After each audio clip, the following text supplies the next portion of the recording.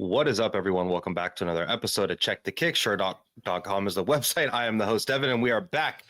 It's been a little bit of time since I recorded, so I had to pull in a couple of the true stars of this show. Ben, Jay, thank you so much for joining me. Let's talk about 2025 and let's talk about MMA. All right. I can't wait. So the typical out with the old, what's hot, in with the new, that's going to be thrown out the window for this episode. We are just here to talk about some of our favorite moments of 2025. We've got a few topics to talk about. We've got a couple lists. We have submitted our yearly awards. Go to Sherdog.com. There's articles about that. We're going to talk about a few selected things. And I guess let's just jump straight into it. Male Fighter of the Year. Jay, I'm going to let you go first. Your eyes lit up when I said that. So I'm going to let you go first. Who do you have on your list? Talk to us. Tell us why. We're starting with a big one right out of the gate. Man, oh man, that's exciting.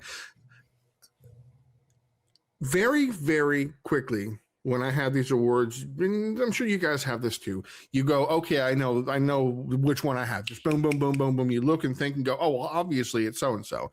And that was like that for me when I'm like, well, it has to be Joshua Van. First, he's one of the only guys who won 4 fights this year. He came out of nowhere to go from getting knocked out by Energy all the way to having that ridiculous, whatever you want to call it, with Brandon Royval. You know, it was kind of it wasn't a slobber knocker. It wasn't any of those words that you want to use. It wasn't any of those Michael Chiavello-isms that you want to throw at it, but it was magical. And then, of course, you won a championship. And then people go, well, he won the title by the injury, so what does it mean? You know, it's hard to argue that because he won. Like, in 5 years, are people really going to go, oh, I don't know, Joshua Van won the title if say he carries on and Mighty Mouses his way through the division? Do you think that'll be hanging over his head? I don't think it will. I think as soon as if he gets in there and faces either Pantoja, depending if he's back, or the winner of Horiguchi versus Amir Albazi and pounds them behind the barn, then I think immediately people go, oh, well, yes, obviously he would have smeared Pantoja and he's the rightful champion. So I think that I'm going to give it to Van this year, but I am happy to listen to other options. Do you want me to go? Are there other options? I think I was waiting to see if Ben had a rebuttal. I think that I was about to go with Van myself. And I think that's a really, really good choice. Now, if he doesn't defend the title, however, because Manel Kape is also out there lurking, and I think that's a potentially like the worst matchup for Josh Van without doing any tape study in this division right now. And if Manel Kape goes out there and does him the way he just did Brandon Royval, then the conversation will unfortunately change for Josh Van. But no, I think Josh Van is a good choice. And honestly, the way he fights, like even if he loses the belt, like he could totally fight for it again in 2026 and get it back anyway. He's like 14. You know, yeah, he's 24, which is basically 14 once you start getting like. So Ben, you're a fighter of the year. Who, what, where, when, why? It is Josh Van for the same reason you guys mentioned, and as you both mentioned, it's not as much of a slam dunk as you might think at first blush. Like, leave aside how Van won the title. Like, say for whatever reason, Pantoja versus Van wasn't going to happen until January just because of availability. So we just got to go on Josh Van being 3-0 this year. Is it still Van, or do you give it to Islam Makhachev or someone else? Oh, Islam all the way. Yeah. So Van wins by a nose, and I agree with you guys that whether the win was a fluke or not is something that Van's going to tell us going forward. You guys, I think, are both old school enough to remember when Vitor Belfort cut Randy Couture's eyelid with just a weird glancing glove thing early in their fight. We think of that as a weird fluke because of what happened to both guys afterward. If that was the beginning of a 6-year-long Vitor era, it would be forgiven. Absolutely. So yeah, it's up to Van to tell us whether that was a fluke or not. The easiest way would be if Pantoja is good to go and they rematch him for 4 months into the year. I'm normally strongly against immediate title rematches. This is one of the exceptions. It's a legitimately low percentage outcome, but that's for next year. For right now, what I know is that Josh Van is the male fighter of the year. There were other options, I believe, like ESPN and many other outlets named like Merab Dvalishvili the fighter of the year. I love Merab, and if he did not have that Pettry fight, in my opinion, signed, sealed, delivered, especially after his couple last performances. But I think to name someone fighter of the year that lost their title, and what I remember leaving 2025 is that body kick and him literally screaming, and like, I love Merab, but that's not fighter of the year shit, in my opinion. When I think of fighter of the year, I think of someone that had fought more than once. I think you got to fight more than once. I actually went with Islam Makhachev. I think he did step in, even though Renato Moicano stepped up on short notice, so did he. And he had a lot more to risk, in my opinion, because it was his title on the line. And I mean, it was all or nothing for Moicano, but mostly moving up a division, fighting Jack Della Maddalena, where like a lot of people were thinking JDM looked really good against Bilal. He defended all the wrestling. His boxing looked, spectacular. And a lot of people, and I'm sure at least one of us here, picked JDM to win that fight. And not only did Islam win, people probably thought, okay, if Islam wins this fight against JDM, this is going to look like his fight with Dustin Poirier, where he's leaving, kind of lumped up. No, dude. He destroyed JDM, and when I say destroyed, he destroyed him in the fight, but he also destroyed his spirit. And that was some real fighter of the year shit. That was a flawless victory. Like, Islam Makhachev's barber gets closer to touching his head than JDM did, and his barber only has a foreguard. Just like, because he's probably his own. Khabib is his barber. I'm sure they give each other the haircuts in camp. How many times has Khabib cut Islam's hair? But for real though, it's worth pointing out, and a lot of people poo-pooed on Islam because he only fought in one twice, and one of them was against Moicano. But here's the thing: he took the fight on short notice. As the champion, you're supposed to beat whoever they put in front of you. So A, and two, if you're a massive favorite, you're supposed to just punch right through him or slash right through him or go right through him. He did. He wrecked Moicano in 4 minutes and 5 seconds. He made him seem like he was a different league. And I think that's a really good point and a good argument. I really do like what you said about Merab, though. If he had stopped, if he had said, I'm good, let's fight in January, I think Merab probably would have it locked up, because he would have then tied the bantamweight all-time defenses record with 3 defenses, and which by the way, that's also a crazy thing that lightweight until Islam came along. By the way, Islam defended against Moicano for the 4th time. No lightweight champion ever defended 4 times until Islam did, and then he went up in weight. I may have to change my pick to Islam now that I'm thinking about it.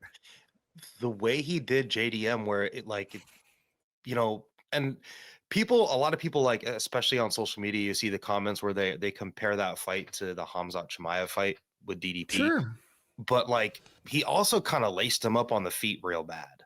Like, he kicked him to bits. Like, he did really well in all aspects of that fight, where that was, in my opinion, Islam's most impressive performance. And this is a dude that club and sub Charles Oliveira like that.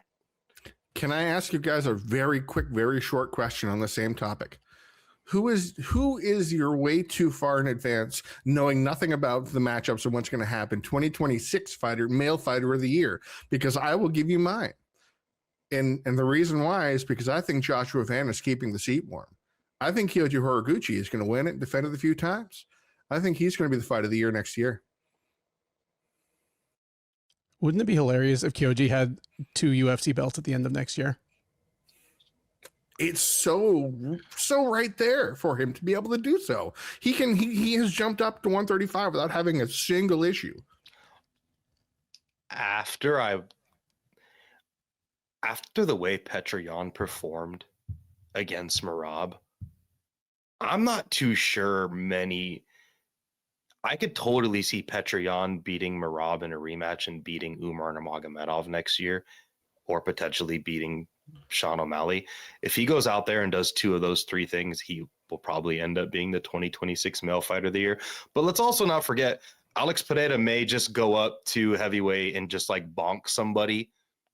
And if Pereira goes up to I thought you were going heavyweight, to say that Alex Pereira would go down to bantamweight to win no. No, if Alex Pereira goes to heavyweight and bonks somebody and just like kills the champion at heavyweight, it's gonna go to Pereira. But the Gooch is doing things. Ben, I can see it being Horiguchi. My pick is that Ilia Topuria is going to show up around April of next year, pissed and hungry, knock off 3 pound-for-pound quality fighters in the remaining 8 months of the year, and be our fighter of the year. I think Ilya's going to have a real hard time division. I think Ilya's going to have a real hard time with, I think future upcoming interim champion Justin Gaethje. I think that's one to watch out for. But I don't want to go too far, other than saying, speaking of Umar, really, really quickly, did you know that Umar is almost a minus 2,000 favorite against Davis and Figueiredo? He may be. That's like the biggest favorite in UFC history. Anyway, we got to keep the show going. I'm sorry, I need to. In recent MMA history, like I can't remember a fighter that's like a non-champion like being as much like he's like these Valentina Shevchenko, like early Shevchenko, Jessica Eye type odds consistently. Even against like Bautista, he was like just like 5-1 at a minimum.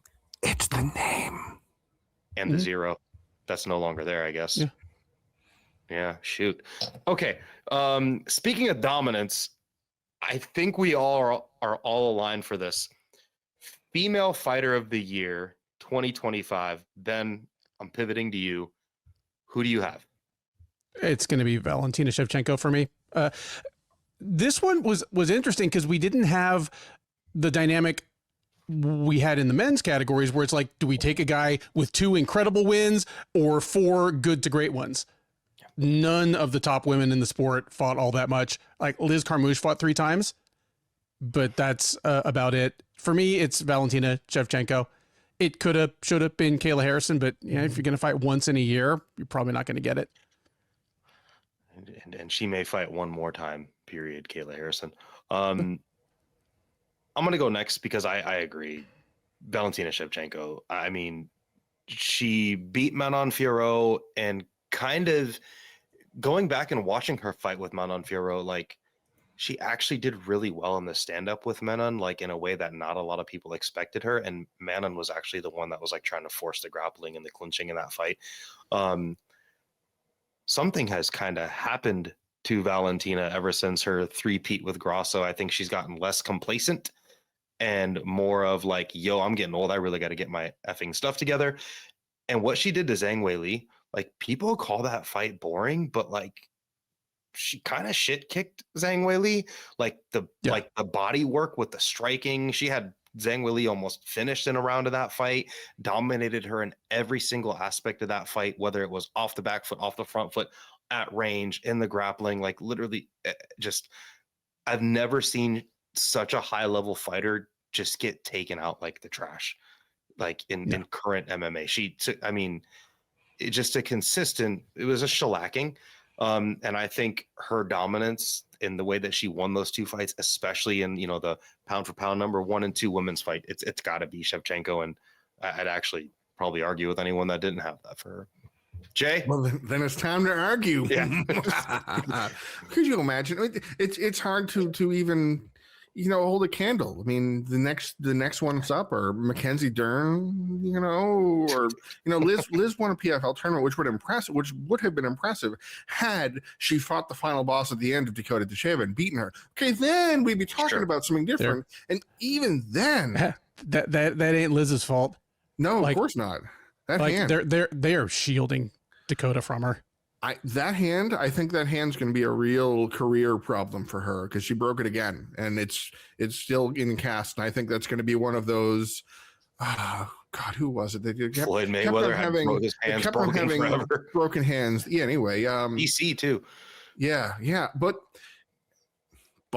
if there is a dark horse, maybe It's not breakthrough because the achievements will be extremely impressive should they come to pass in probably about 8 hours from what we're taping now. So by the time this is released, you will know the result, and my statements will either be quite foolish or quite prophetic. Seika Izawa is going to hand Reina Kubota, probably her last challenge in Japan, her skirt and whatever else. She's going to beat the ever-loving Reina out of her, and that's going to be really interesting because then what does she do? Does she come over to the United States and then fight at 115 pounds and then get like Zoila Frausto, like Megumi Fujii did back in the Bellator days when she was that great and then was forced to go up in weight? And like Michelle Waterson Gomez was as recently as 2 years ago. Oh my goodness. Yeah. But what she did against, Yujin Shin, she's supposed to do, but Sarami Yashima,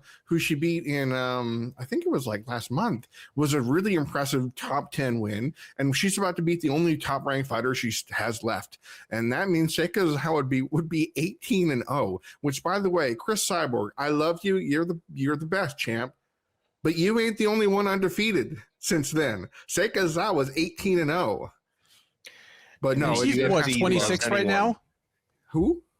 Seika? And Seika's what, 26 right now? Like 20, 28 maybe? But yeah, child compared to she's got 10 more years anyway. And in WMMA, totally. And if you've got more than 15 fights and 0, and you got an O on your record, the UFC is that's like, sign them up. Like we can market the shit out of that, bring them over. She's too small and moving up towards, because she does fight sometimes at 108 and she fights at 108.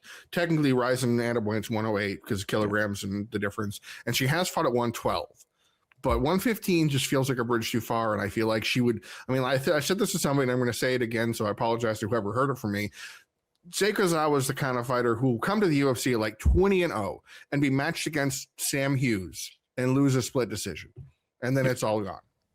But Valentina is the only option. You have to feel like she's just, oh my gosh. If you found Shevchenko versus Weili Zhang boring, then you found Islam's fight with JDM boring. You found or Hamzat against DDP boring because it was the same kind of not just dominance, but wrestling to be like, check this out. You think let's go for a ride like she did to Jessica Andrade and went, check this out. Boom. Yeah, she's knocking on the door to goathood. Valentina is. I appreciate, and I will always appreciate, a fighter that has the ability to shut the door in someone's face and never let that thing back open again. Yep. Lock that shit, and that's what she did. All right, we will move on to our next award. Fight of the year. We had a lot of really, really cool stuff go down in 2025. We had a bunch of 2025, even though it was the last year of the ESPN deal, and I think we're potentially on to bigger and better things, hopefully. But there was some cool fights. 2025 had a lot of dope stuff. And I'm going to go first because I think we also may all agree on this. I was really, really close to going with the Ebo and Iwo, like minute and a half, light heavyweight slop brawl. That was incredible. There was an incredible fight on the Contender Series this past year, but I ended up going with Brandon Royval versus Joshua Van. Both of them broke records in their division. I think both of them landed up upwards of 200 significant strikes apiece, which is a record. And this is obviously not as professional. Maybe one of you guys are more professional than me with those exact numbers. And that's where Joshua Van earned his title shot. Incredible performance from both guys. Both of them literally left everything on the line. I think that fight may have taken away from Brandon Royval as well in his future. Look how he just got knocked out. So like those dudes both left it all on the line. Incredible fight. Josh Van like almost getting the finish, dropping Royval in the closing seconds of the third round, and shit, that should have been a 5-round fight. Yep, that was awesome. Jay, what's your fight of the year? Since we probably all agree, and if that's kind of lame for the viewers, I'm gonna kind of. I don't agree. Awesome! Cool. I'm so excited. Sweet. Well, that makes my question a little less important. But anecdotally, this year felt, and as I was going through the fight of the year list with Kaposa and Sean Sheehan, I couldn't help but notice an abundance of knockdown, drag out, low defense, high number brawls this year, much more prevalent than I can think of it, because I can think of 5 to 10. You know, Ibu, the Adrian Martinetti and Mark Bologna in the Contender Series, Sadikov, Nicholas Moda, where it was awesome. So good that Dana gave Nicholas Moda $100,000 for losing. And get knocked dead. The Kopolov head kicking Chris Curtis after just this. I mean, the Daniel Rodriguez, Kevin Holland was hilarious in many ways. In its madness, it felt like this year was the rip snorta, as Chevella would call it. It was the real, let's just throw down. And I wonder if that's because fighters are realizing that the UFC wants that. But I'm going to instead really quickly bring up a fight that nobody talked about as fight of the year that I think is because it was on the undercard with a couple people that no one cared about at the time, that I think should be mentioned again. Steven Asplund versus Sean Sheriff. The heavyweight fight with the yes, exactly. Let's go. Concrete Asplund. Not only did they set a heavyweight record with the strikes landed, but it was just that kind. It was that kind of fight. Yes, I mean Ben and Keith and the show, the Shillen and Duffy show. What do they call it? The Slapping Walruses fight, and it was kind of like that, but it was also wildly entertaining, and Asplund stuck to landing by delivering easily the best promo this year. I have to. I can't. I mean, yes, recency bias, but I just can't think of others that really made me go, you did that was breakthrough fighter kind of stuff. Yep. So anyway, Ben, I'm really looking forward to hearing what you have to say about this fight. Well, the fight. All of the fights that we've kind of thrown out here as candidates they're all of a particular type. So what I'm going to get down to here is what makes a fight of the year for you. Because every fight that we mentioned had at least one round that was a candidate for round of the year. Holland versus Rodriguez had 2 rounds that were probably among the 10 or 15 best rounds of the year. If what you want is just pure popcorn, if you want something to show somebody that's not into MMA, like this is why this sport rules, this is why you should come hang out and watch with me, those are the fights you show them. Talking about fights that I want to come back myself and watch a year from now, 5 years from now, fights that I would take to another like longtime hardcore fan and be like, dude, this is what MMA can be in 2025. I'm going to step outside of the UFC. Usman Nurmagomedov and Paul Hughes fought twice in 2025. They fought once in January. They fought once in like October or something. Yeah. They are both among the best fights of the year. I could have picked either one. I'm going with their first meeting back in January. And the main reason is, well, I think it's a little bit better fight, but also the decision was bunk in the second one. And if you ever listen to my recaps, you know that bad decisions like really sour me on a fight. But it, for a combination of being like high paced, covering every possible phase of MMA, being a 5-round fight where each round was individually competitive and difficult to score, and just kind of 2 high-level fighters. I don't know for a fact that those guys are both among the top 15 lightweights in the world, but I'd bet money that they are. So it's one of the highest level fights that took place in that division this year. Both of their fights were just poetry in motion. So my fight of the year is actually Usman Nurmagomedov versus Paul Hughes, won at PFL Road to Dubai, won all the way back in January. I mean, just really quickly, Dan Hooker's in the top 10 at lightweight. Do you not think that Usman Nurmagomedov could do exactly what Arman Sarukian just did to him? Yes. I think that, and that's just one example. That range. And off the cuff, I think Hughes beats him too. Yeah, probably. Yeah, sure. I mean, yeah. Think of I think that both of those guys could easily hang in the top 10. I mean, when you have Paddy Pimblett in the top 10, I think those guys are going to be just fine. And like in the lightweight division too, we got guys like Chris Duncan that fought several times this year. Mateusz Rebecki, they fought each other. Like Chris Duncan and Terrence McKinney. Like I'm just kind of sitting here brainstorming, and there was a ton of just like barn brawls, 1 minute. Like, but I think Ben, you've got the right idea of this stuff. Like that was the matchmaking this year. Yeah. I also do think it's starting. The Contender Series is starting to catch up to us. And who and how they're signing these people off the Contender Series, and the reason why they're getting rid of guys like Renat Fakhretdinov, because that's not Renat's game, unless he's fighting Gustafsson, of course. Yeah, I think you've got a good idea, Ben, on like a real high level. I'm just looking for chaos, like dumpster fire, all right, Tyler Treese. Yeah. Two stray cats, like that's what I'm looking for. Ben is looking for like a fencing match, a duel.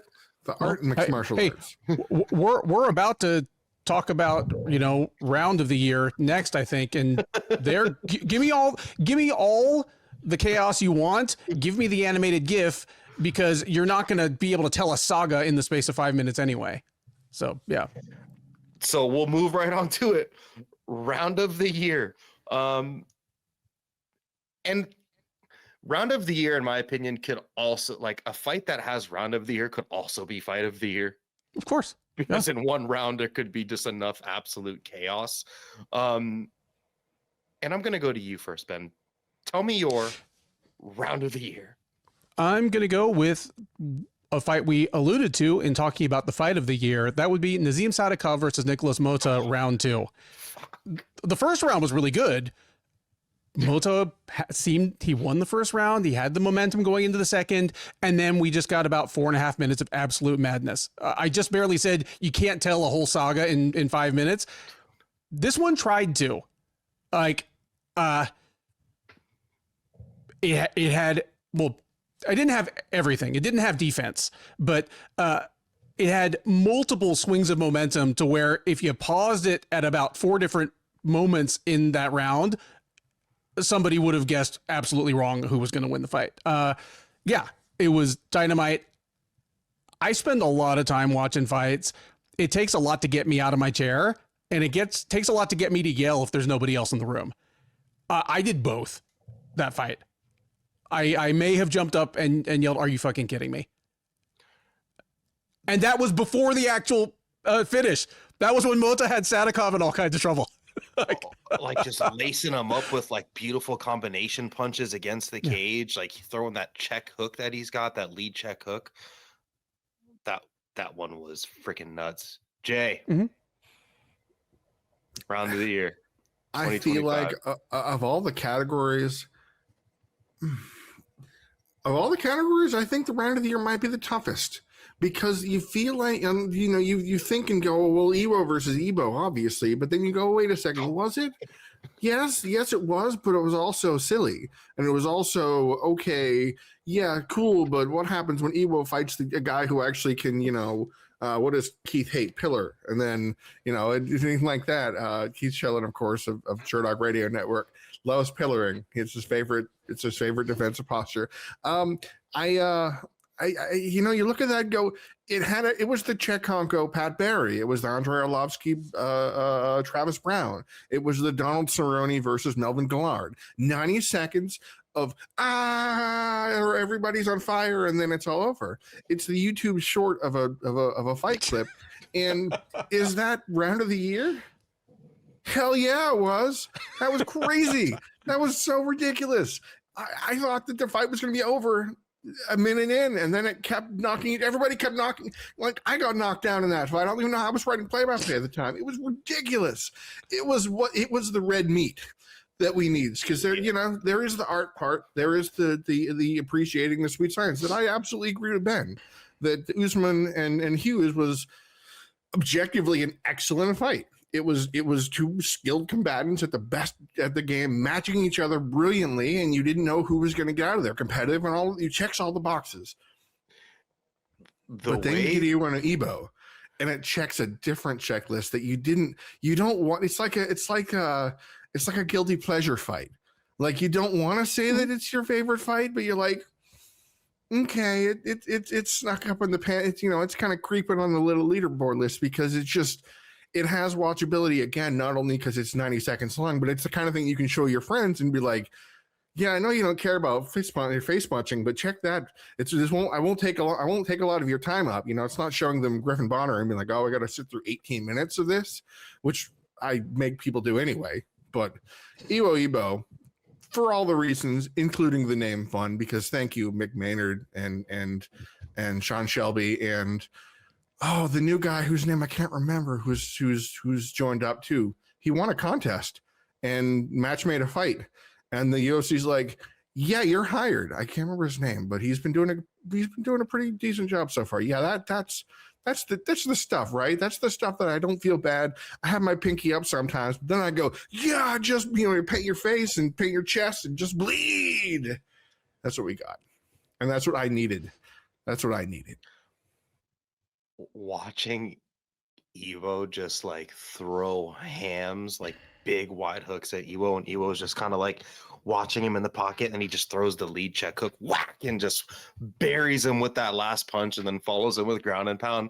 I was like, Dustin Poirier somewhere smiling right now. He just staying composed in the pocket, whack, whack, boom, and he just fires the counter hook. And Justin Gaethje was doing the point at the screen thing with the beer in his hand. Yeah, for sure. Just like crushes Evo and like freaking Evo. I was like I think he was on a 2 or 3 fight losing streak, and he after that fight he got signed like a new 5-fight deal. I was just reading the other day. The UFC's like, we like this shit. And speaking of shit the UFC likes, my round of the year is going to be from the Contender Series. Martinetti versus Vologdin round 2.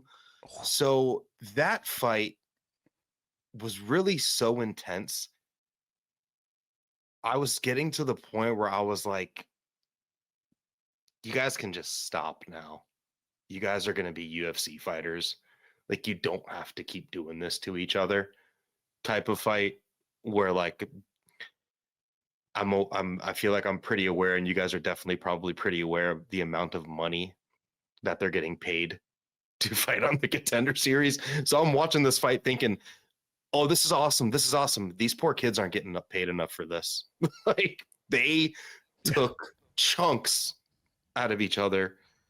That was probably like in 2025 for me, like the most like painful, like tough to watch, knowing like what's really on the line here versus like the actual long-term damage they did to themselves after that.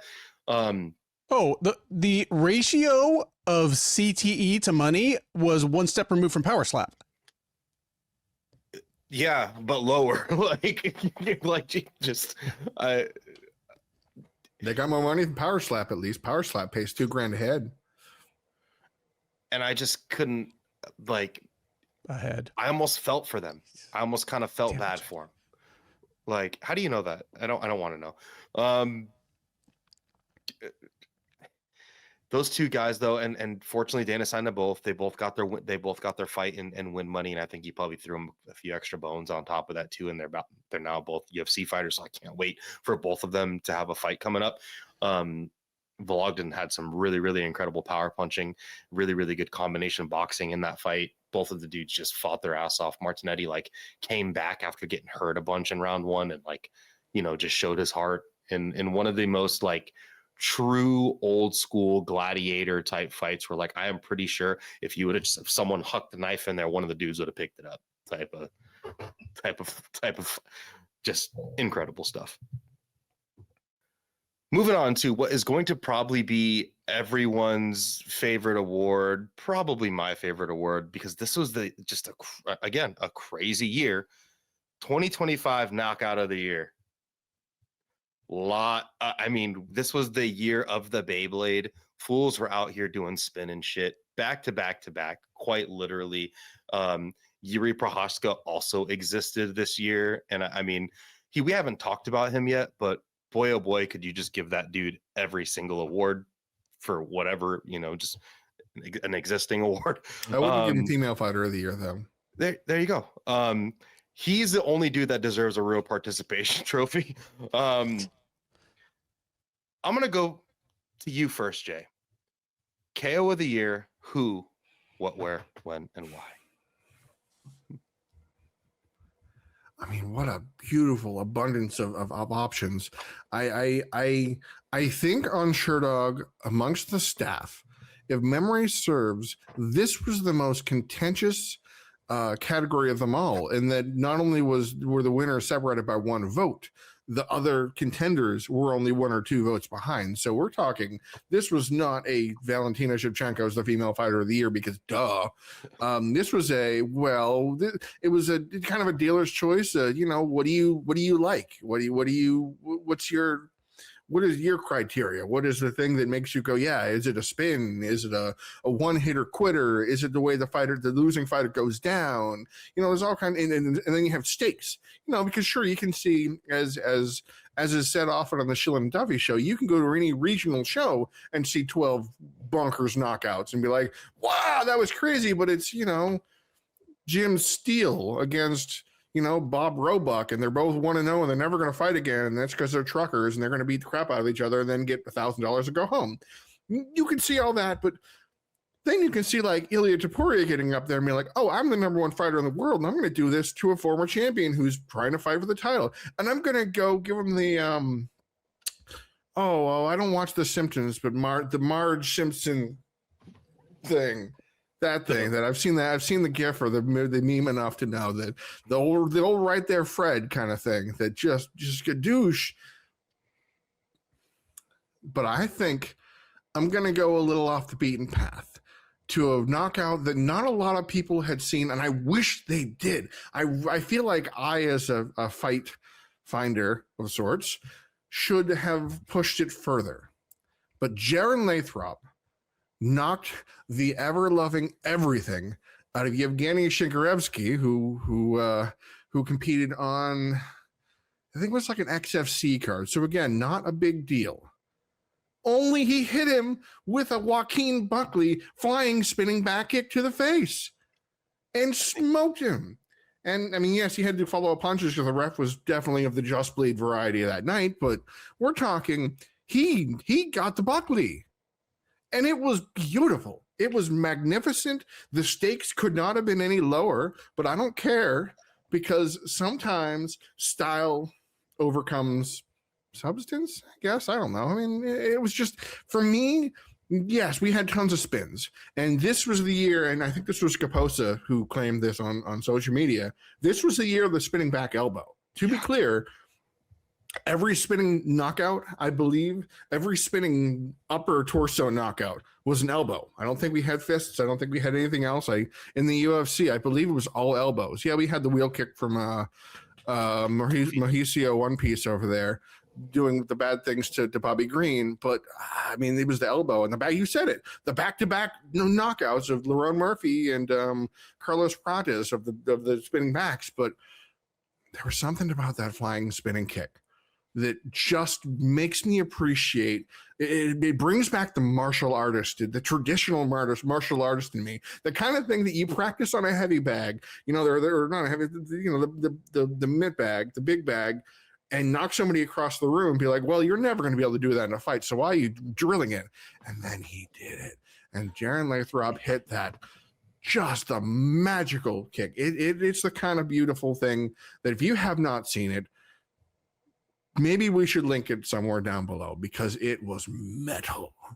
And that's what my knockout of the year was. Sure, the other stuff was good, but that was the good stuff. Wasn't that his first pro bout as well? Someone should validate this, but I'll validate this. Like very early into his pro career that he did that as well. I also thought about like running with the Sergio Pettis, his first pro bout, right? Mm-hmm. Yeah. So for you're a doing guy that calls himself Protected Neck. So I mean, not leaving much room for improvement in your first pro bout. There's only more to do from there. That was some you went deep into your briefcase there. I was gonna go with the Sergio Pettis knockout. I thought that one was violent, especially those follow-up shots. That one was freaking nuts. And I'll go next. I actually went with one I didn't see many other people choosing, but I thought this one just like the way that the guy that got knocked out, the way he fell, the John Anik moment, like leading up to it, it was just all perfect for me. But I went with the Quillen Salkild head kicking Nasrat Hakparast into literal orbit. Quillen Salkild is a dude that came off the Contender Series with like not a ton of pro MMA experience really at all on the like Australian regional scene. Pulled up in the Contender Series and like really wrestled a ton, and then did like okay in his first UFC bout, and then he got kind of put together short notice against Hakparast, and then he goes out there and just like kicks his head off. And not many people expected that outcome. The way that Hakparast like fell, his parents own a bakery, and then doink, and he's just poor John Anik, you know, like and then he goes down like a loaf of stale bread, dude. Just and the way he fell, and you know it's bad when you fall and you're just, you know, you can't catch yourself. That one for me was just, and it was just like a standard head kick. It wasn't the Mauricio Hoofy like spinning heel kick to you know, to King Bobby. Like it wasn't that fancy. It's a pretty standard head kick, but just the way it was set up, and I mean, the way that Hakparast fell to the mat, you know, like legitimate concerns. Then knockout of the year in 2025. Who you got? I also picked Quillen Salkild head kicking Nasrat Hakparast at UFC 321. It wasn't an exotic spinning thing, but the more I've watched it, and I rewatched it a couple times. I mean, I watched it in the moment, obviously. I watched it a couple weeks ago when we were doing the voting at Sherdog for these awards, and then I rewatched it a couple times today, getting ahead of this show. I appreciate it more every time I see it, because we're talking about someone in Nasrat Hakparast who is a good striker and is generally pretty defensively responsible. Yeah. And his guard was up. Salkild just skimmed right over the top of the glove, clocked him right on the side of the head, and Hakparast dropped like he'd been shot with a rifle from the rafters. Like, I don't know if it's the best knockout of the year, but Nasrat Hakparast was the most knocked out of the year. And that's one qualifier for this award as well. So yeah, 2 out of 3 for Quillen Salkild over Nasrat Hakparast. I'm surprised. That was smelling salts shit. That's it. Actually, kind of a fun thought experiment that we should have. Sometime. He woke up and remembered that he was Kelvin Gastelum. I was like, oh, I'm running back. His parents own a tamale shop. Yeah. I mean, you think about that too, that of all the fighters that were knocked out, who was the most knocked out? I mean, that definitely has, because he was just, there's the lights around and no one's home. The only other one I think of is Saigid Arsanaliyev when Roberto Soldic just, I mean, the big kibosh, and it was all over. But yeah, that head kick was beautiful. And then like Lerone Murphy knocking out Aaron Pico, like he kind of freaking killed him there. We had a slam knockout that like I don't even think anybody put on Elijah Smith, just like Kazama, right? Yeah, the kid from RTU, yeah, like full on like true WWE shit, like shit that like shit you did to your pillow as a kid, like fully, or little brother. Yeah, or little brother. I mean, Topuria versus Oliveira too, just that, you know, the 2 hooks in the pocket just flattening Oliveira, like those are also super violent. Just a really interesting. I'm looking through the awards now, and someone actually does have that there. Just an incredible year of knockouts, like the Carlos Prates knockout. You know, just so much, just too much violence in 2025. It was like the year of violence. You know why I didn't have Sergio Pettis on mine? We've seen him do it. We've seen him do it before, and just as cool. Yes, against my 2026 fighter of the year, by the way. If we had seen, you know, Mauricio de Lima Santos, which by the way, that's his real name. He Rufy or Hoofy is named after Luffy from One Piece. I'm not making that up. That's a real thing. His name is not Rufy. That's just it's like Ronnie Jason, for seriously. Look it up. If he had wheel kicked somebody else before in the UFC, you'd be like, cool, but you'd compare it to that. You know, it's like in cooking competitions when people they both make a steak and then they have the one steak against each other, that kind of thing. You know, I was just hoping that it wasn't based off of Bill Cosby. So what's our next topic? What's a pudding pop?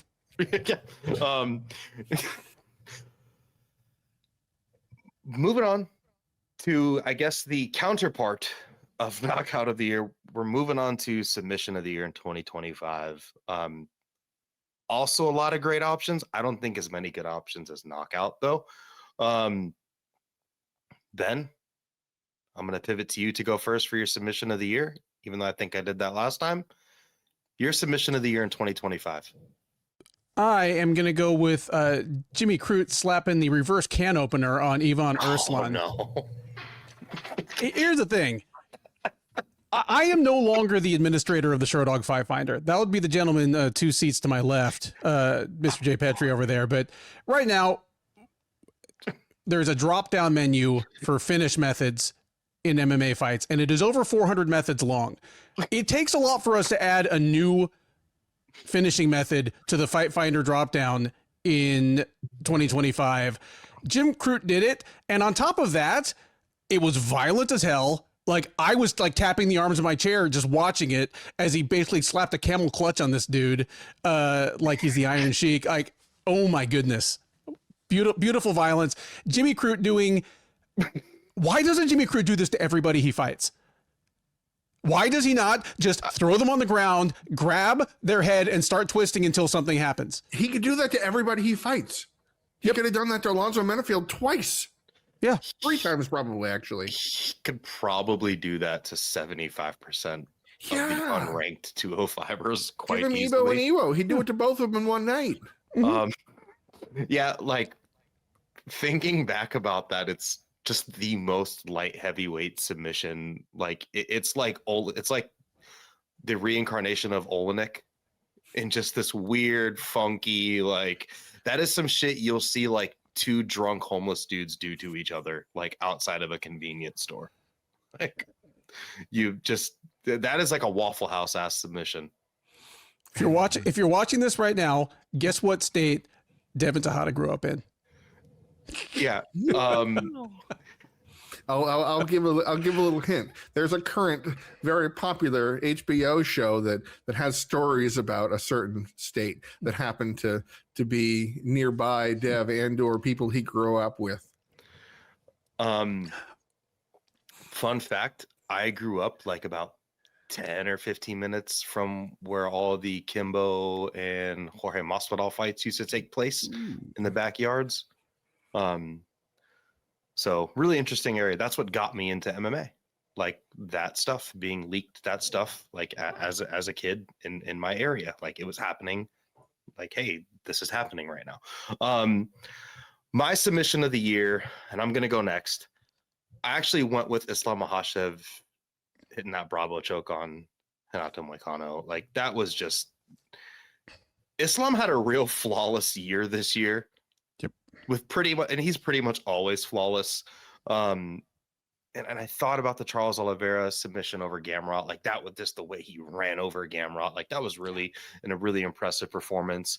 But I ended up going with Islam. Like, upon rewatch, his application of that submission, his front headlock series, like, dude, that's a guy that he could hit that on 100 people in a row.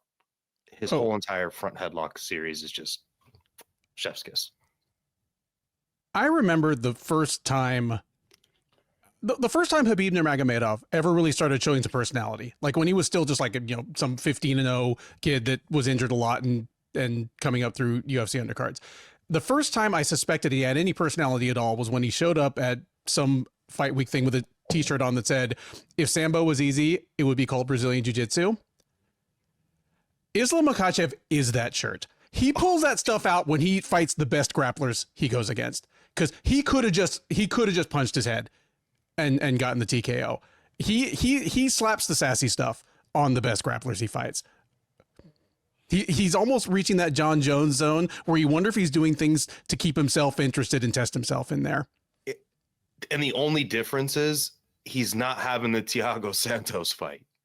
No. Yeah. Like these are one-sided where he's not taking a ton of damage. Well, the Poirier was about as close as it gets, but it's he still hit him with that front headlock game. I mean, both of your picks are excellent for various reasons. I mean, this is a guy in Moicano who, until he picked up his money persona and started, I don't say knocking dudes out, one was a doctor stoppage, but until he decided to go like, oh, wait, I'm on top of you, I can just hit you, which that was like a late career realization for the guy. All of his wins were by submission. And the only guy to tap him beforehand was third round Brian Ortega, which, hey, he did that for a while. That was his only thing. That was all he had, was I'm going to get the crap kicked out of me for 2 rounds and be like, oh, hey, Craig Guida, check this out. Boosh me. Grab, guillotine, choke, Thiago Tavares, whatever, and do that.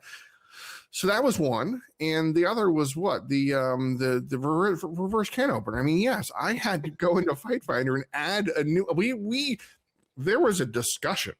And this is a peek behind the curtain, y'all, for all of you watching this glorious show. There was a real discussion about calling that submission the camel clutch in Fight Finder. That was a real thing we almost did, but I couldn't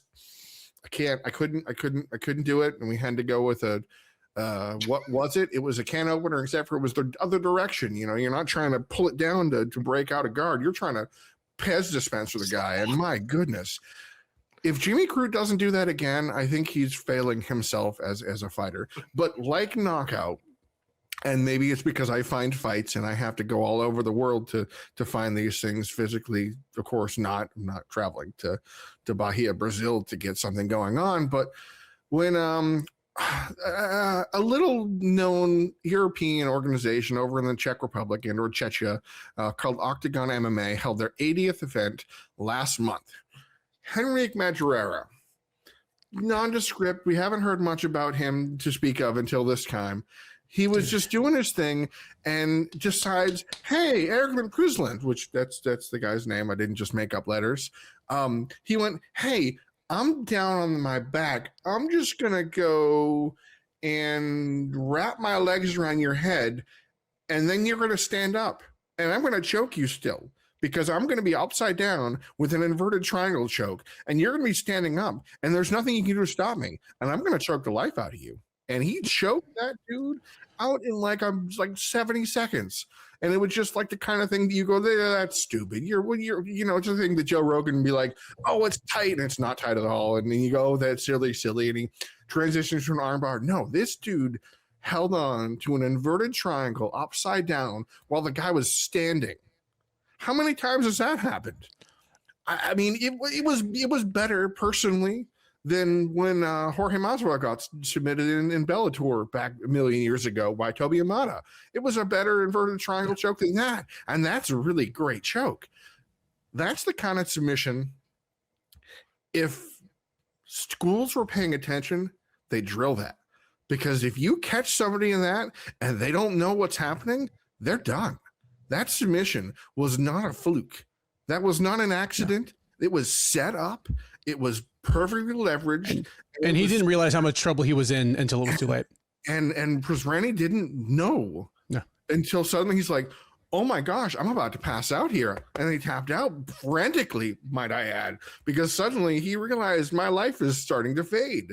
And so that was my submission of the year, because sure, awesome. We had the really sweet can opener. We had the flying guillotine. That was pretty fun, by the way. Yes, it was a flying guillotine. Asu Amabaya hitting it on Alex Perez, flying. He was in midair when he caught it. He jumped to secure it. He didn't just grab it and fall down or pull guard. He made air like Rose Namajunas hitting her flying armbar. Check it out. Once upon a time.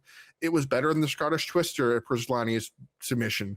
It was better than the There's a TP choke in earlier this year too. There's the Ryzen had leg scissor choke too. That was another fun one, which is very similar to the TP choke. Yeah. And it was just a little more satisfying than Gene Silva's ninja choke on Mr. Drillbit, because Drillbit Taylor did not realize that Gene Silva was just going to ninja choke the hell out of him and put him out almost. But yeah, that Madureira submission was just magic. It was that's the word I'm going to use because wow, if you haven't seen it, wow. I always enjoy a submission where, you know, you'll see submissions where it's like Pantoja versus Kai Kara France, where like Kai Kara France is fighting the hands, and then he realizes like I'm drowning, I'm in too deep. But my favorite submissions are the ones where someone's like, okay, instant panic. Like you can see their if they're, you know, if their arm is something in it, like you like see their face turn pale white. You're like, oh, this is bad, and I did not realize how bad this is. I'm effed. It's an immediate like fight or flight response. Or I mean, I remember seeing when Ovince St. Preux wasn't yet known for Von Flue choking people, and when he did it to Nikita Krylov in their first fight, Krylov didn't realize he was in trouble. He passed out because he didn't understand that his carotids were being pressed. He's like, okay, I'm okay. Gone. Yeah. And that's kind of what happened to Bryce Mitchell in that ninja choke from Gene Silva, where he just didn't expect it. And you got a dude that's so athletic and so powerful as Gene Silva. It's like, yeah, that's something. And I always do enjoy those submissions where it goes from 0 to 100 and you see the panic. Oh yeah, it's the eyes grow wide and you go, wait a second, I'm in trouble here. But one last thing, if I think about it, I want to make a slight comparison. The reverse can opener choke by Jimmy Crute, which just I'm gonna just go for it because screw you. I'm gonna use this and I'm gonna rip it for all it's got. It reminded me for some reason, and I'm not sure if you can make a comparison, of a submission equivalent of when Donald Cerrone fought Miles Jury. And Jury was on his back, and Cerrone just goes wailing on him with these ridiculous leg kicks that he later called FU leg kicks, and was just belting the heck out of poor Miles Jury, just like a screw it. This is what I have to work with, so I'm going to hit you. I'm going to use whatever I can. I'm going to hit you as hard as I can. And Jimmy Crute won. I got your chin. It's coming this way. I'm going to give you everything I got. And it was just that.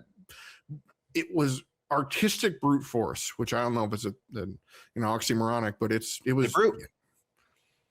Yep. Yeah. I'm just saying. I wish you'd like put his knee on his back. What to do like that?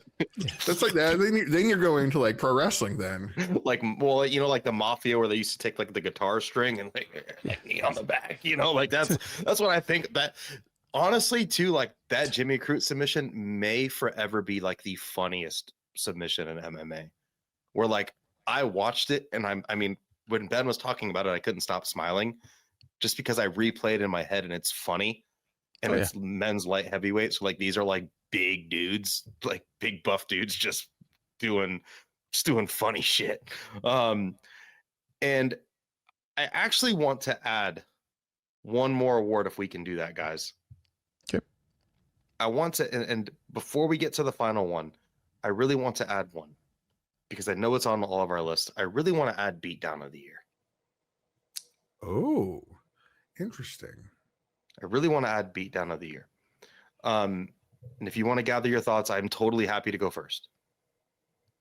I mean, I'm gathered, but go for it. Okay. We had a lot of one-sided shellackings this year. And even like the very last fight of 2025, like you could even say like Petrion's win over Merab was so dominant and he ended up doing so much damage. Like I wouldn't even be mad if someone had that as their Beatdown of the Year. But Beatdown of the Year, this is a fight that I actually watched last night because it's on YouTube. And I watched it again and I'm like, man, this one was really, really bad. But Anthony Hernandez over Roman Dolidze, the way he finished that, and that could also be sub of the year, but that like standing no hooks rear naked choke, the way he just drug the significantly larger man after just, I mean, that fight reminded me of when I played like Pop Warner football as a kid and they'd put us through drills where like you crab walk and then you do this. Like it felt like he was putting Roman Dolidze through beatdown drills where it was just like a one-sided true shit kicking. And then just the finish with the no hooks in rear naked choke, like dragging his body like that. That is like, some cop shit, like something you would see a rogue police officer do. And that's something that I did want to definitely touch on, because Anthony Hernandez, just what he did to Roman Dolidze in that fight, that was one of the most one-sided fights I've watched in quite some time, and a true like championship type performance from him too. Ben, do you have the same beatdown of the year as me? Yeah, I think we all will. I mean, this one Sherdog's beatdown of the year. I wrote the article this year, so yeah, it's fresh in my mind. Anthony Hernandez is the first person in the history of the Sherdog Awards to win beatdown of the year twice. He did it twice in a row. And I mean, I've been a Hernandez booster for a long time, but the way he's turned the corner in the last couple of years is he doesn't wait for his opponent anymore. He steps on the gas from the beginning, and that's just made his pace and his just kind of knack for violence, his knack for wanting to hurt his opponent as badly as he can in every position, in every situation, in every moment, even more effective. But yeah, him effectively hauling Dolidze up by his neck, just brutal stuff. Yeah, Anthony Hernandez doing violent things. Beat down. How much more did Dolidze weigh in cage that night too? I'm gonna say probably. I mean, 30 without pounds. I'd say 15. Yeah, that sounds right. Dolidze's huge for the division. Fought at 205, and like, yep, you could convince me that Hernandez could be a welterweight. And just the domination and the closing sequence of that fight, the way he drug his body around. Jay, do you agree with us, or do you have someone else? I want to go esoteric and be like, well, actually, if you looked in Korea at Black Combat 17, but no, it's a pretty easy one. That's a real. I'm not to make it's a real organization anyway. I mean, Fluffy is a perfect nickname because it completely defies anything that is about to happen. You know, it's like when they called. Was it me? No, it was Jan Finney when she was called Cuddles for a little while, back before she met Chris Cyborg and everything went all horribly wrong. I mean, any argument I make to the contrary would be as trying to be a contrarian. But if I did have to be that guy, because sometimes you have to be that guy, Julian Erosa beat down Darren Elkins like he owed him money. He beat him down like he caught him breaking into his apartment. Yeah. He beat him down like a redheaded step. You can keep all the things down, because what happened is that Darren Elkins, by all rights and reserves, should be the recipient at the receiving end of beatdown of the year like 12 times.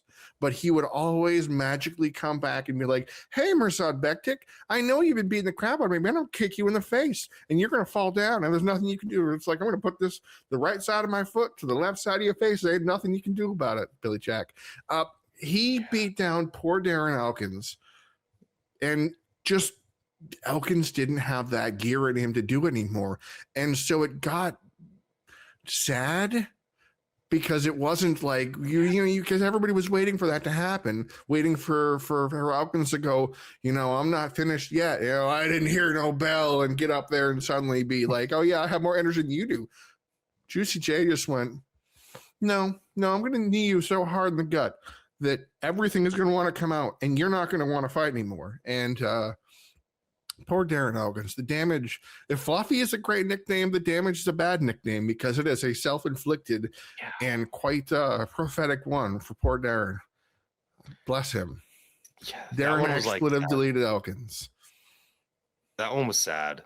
Like, I remember where I was. Now that you're saying it, like, I actually remember exactly where I was watching that fight, and it truly felt like a beatdown, like a guy, like at the end of the Total Recall movie, the remake, when Colin Farrell's beating up Bryan Cranston, like a guy beating up his dad, but he's like 60, and you're like, oh, it's not good. It just you didn't feel good, and that's kind of beatdown of the year. You're like, I don't want, okay, all right, enough is enough. That kind of says beatdown of the year to me. I mean, even us as bloodthirsty fight fans who are like, dude, Evo versus Evo was a blast. We're like, okay, all right, throw the damn towel. And then nobody did, and he got kneed through the chest. My sternum. Yeah, that that one was actually quite brutal. And we had a lot of just brutality this year, even some like fights that didn't last long where someone just got knocked absolutely dead. Like that could even, be under the beatdown of the year. But I think both of those were definitely show out performances. Moving on to the final award. It's kind of like an anti-award. This is us. I'm like, huh, kind of surprised. Upset of the year, and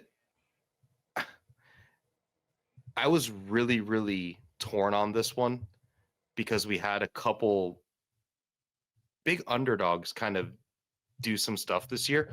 I forget what card was it recently. I think it was like a recent Apex card where it was like 4 underdogs just like hit in a row, where it was like just the night of the dogs. And we spoke about this guy earlier, and I'll go first. Just against all odds, I don't recall the odds, but it was the most recent title fight.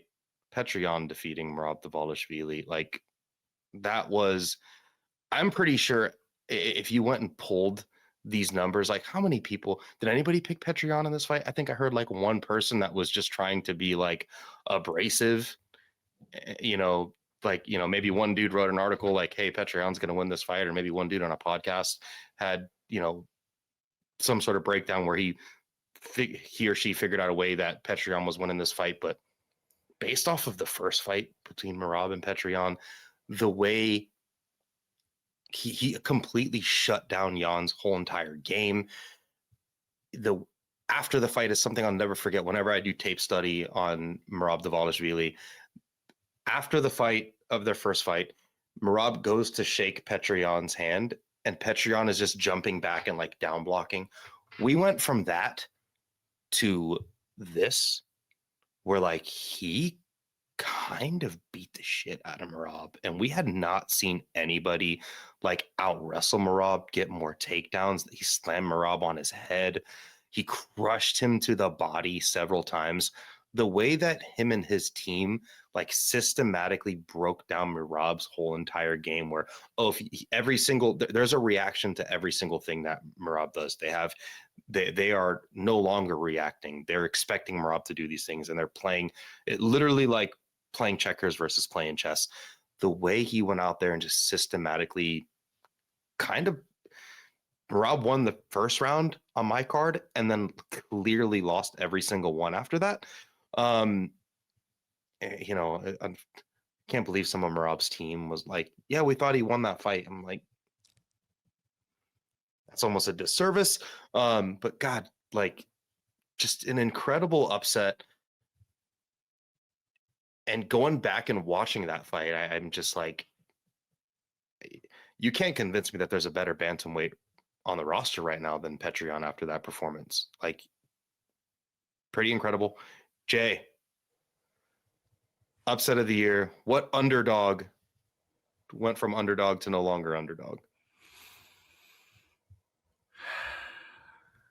He was a man that was once suggested by my dear friends Benjamin Duffy and Keith Schillen could win his way into the top 5 of the UFC bantamweight division, and then would lose to Timur Valiev. And I am a not nice person for hounding my friends for years about a very silly and pointless thing to harp on. I think it's just because I am too silly. And that was Hany Barcelos defying the odds, literally and figuratively, in that he was like a minus plus 650 underdog against undefeated Peyton Talbot, wonderkind, who the sky was the limit, the next Sean O'Malley. He's got the thing, he's got the hair, he's got the bounce, he's got a hole in his chest, because that's a thing. I don't know if it's like a Bleach reference or whatever, but Just he was the guy, and Hunter Barcelo is going to be another stepping stone. He was going to be run down. Hunter Barcelo is 37, 38 years old. He's past his prime. He doesn't have the weapons he used to have. He doesn't, you look and go, okay, now what is he really good at? Because sure, we can look at Barcelo's 5 years ago. Okay, oh yeah, he's excellent on the defensively excellent. He's able to establish top position miraculously well, scrambles and whatever. You could point to Barcelos, but you looked and went, okay, Peyton Talbot's going to just tee off on him and beat the brakes off. And I think that's what everybody had thought at the time, and that didn't happen.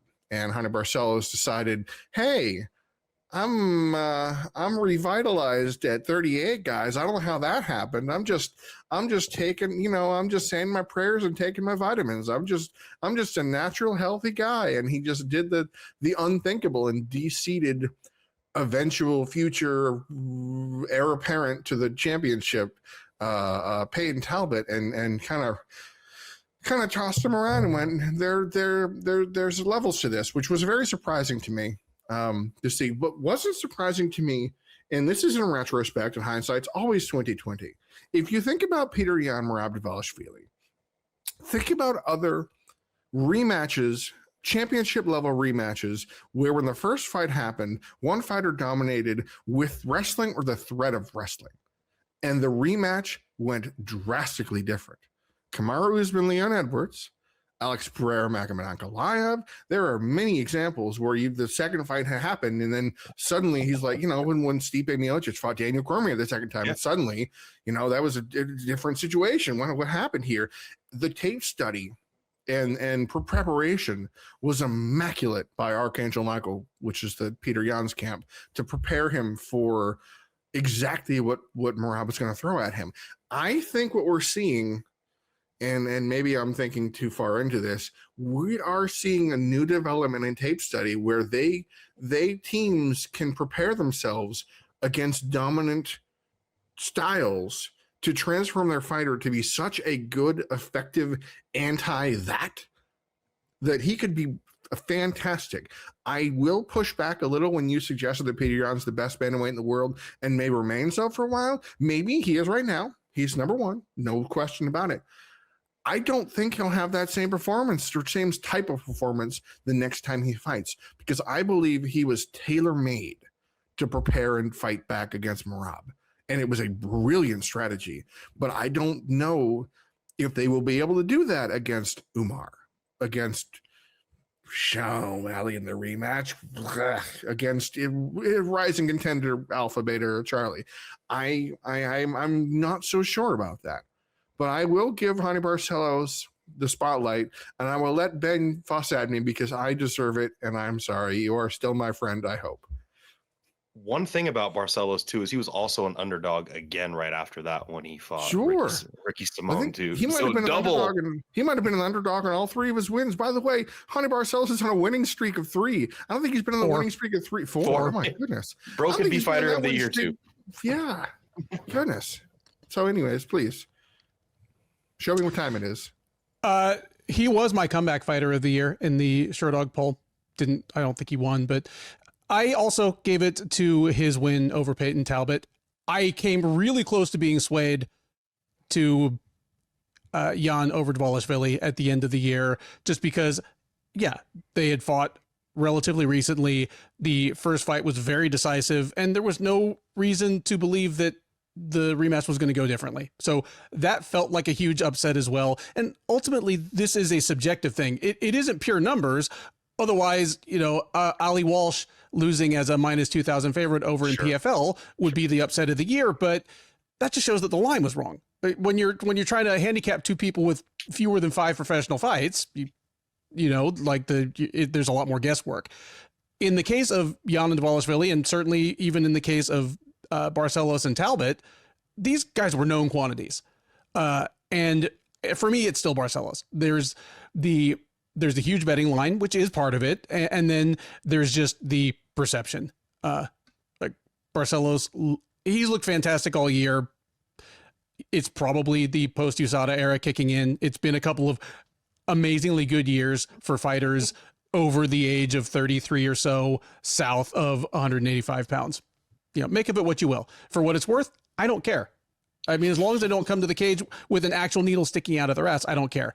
But yeah, for me, Brussellis over Talbot, upset of the year.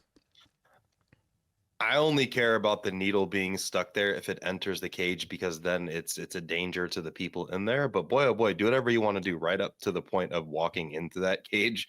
Open the floodgates, let it all happen. If they can make weight, cool. I'm kidding.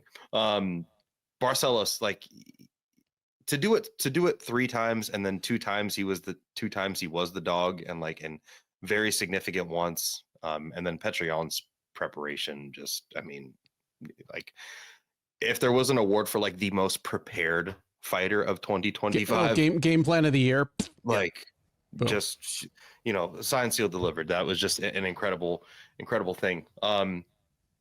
Those are all of the awards. We threw one in there, threw in a beatdown. Really, really fun. More stuff to come, because we have time off from MMA. Like, there's not, Ryzen's tonight, but we don't have any UFC. We still have weeks, boys. We still have tons of time to do more cool stuff. So maybe we can do a predictions show for 2026. That's my next plan. That's my next idea of what I'm trying to conjure up together. Please, both of you guys, you go first, Jay. Tell everyone where they can find your stuff, where they can find you. Well, I'm right here in my chair, and I'm feeling pretty comfortable right now. It was 40 degrees yesterday, and that surprised me, but it came back up to the 60s, and it will be 86 degrees in a couple days because it's January. But for real, if you would like to find out anything I've been working on, I would just ask you to find it in your time and schedule to read over Sherdog's Mr. All Violence, because that was a very personal piece for me, as I did it in honor of our dearly departed friend Jordan Breen. And when I was writing this story up, I can hear my voice right now. I studied a whole bunch of his pieces, because what I wanted to do was not write like him and copy and steal his lines or anything like that. I had to quote some of his lines because I'm not going to do any better, because just Jordan freaking Breen. But I wanted to kind of channel him, kind of, just in spirit, have this feel like a JB piece. And I really hope that it had that feeling. But if not, I just hope you enjoy the read, because it was a whole lot of fun. That was a category we didn't touch, about the most violent male fighter in the sport, because obviously it's Yuri Prochazka, because he is all of the things. And I appreciate being here with you guys, and I'm missed you guys. It's good to be back. And now that we have our setup here, as you can see, I'm not sitting in a laptop in Anchorage, Alaska, because that was a thing. I'm set up to do it again. So I hope we can do it again. We totally will. Ben, where can the people find you? Right here. Sherdog.com, or on the social media of your choice at Benjamin Duffy. You can find me right here on Check the Kick, right here on Sherdog.com. If you follow me on social media, be prepared for just silly memes. That's my thing right now. Thank you guys all so much for tuning in. Thank you both for joining me. Enjoy the fights, everyone.